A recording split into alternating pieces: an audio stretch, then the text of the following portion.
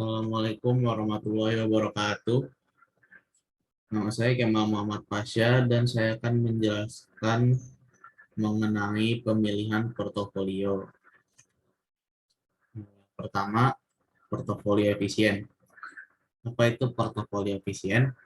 Portofolio efisien adalah portofolio dengan return tertinggi pada risiko tertentu atau portofolio dengan risiko terendah pada return tertentu.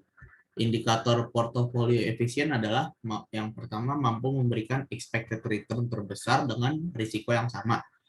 Mampu memberi risiko terkecil dengan expected return yang sama. Yang kedua, penentuan portofolio yang efisien dilakukan dengan cara memilih tingkat expected return tertentu dan meminimumkan risikonya, atau menentukan tingkat risiko tertentu dan kemudian memaksimumkan expected return-nya. Portofolio optimal berbeda dengan portofolio efisien. Jika portofolio efisien ini hanya mempunyai satu dari faktor terbaik, yaitu faktor expected return atau faktor risikonya, maka portofolio optimal itu adalah portofolio yang memiliki kombinasi expected return dan risiko yang terbaik. Portofolio yang dipilih investor adalah portofolio yang sesuai dengan preferensi investor bersangkutan terhadap return maupun terhadap risiko yang bersedia ditanggungnya.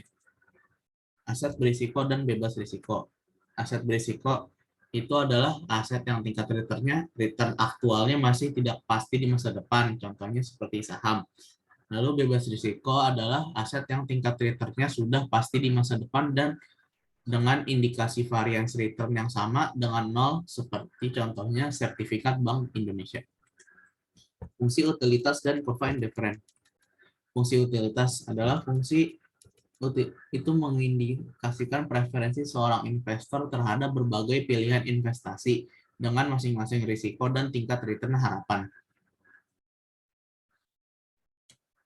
Kurva indiferensi. Kurva indiferensi itu menggambarkan kumpulan portofolio dengan kombinasi return harapan dan risiko masing-masing yang memberikan utilitas yang sama bagi investor.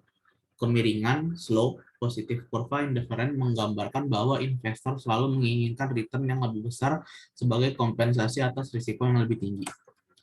Model portofolio Markowitz. Model portofolio Markowitz itu lebih baik dibanding dengan membentuk portofolio dengan pendekatan naif atau acak.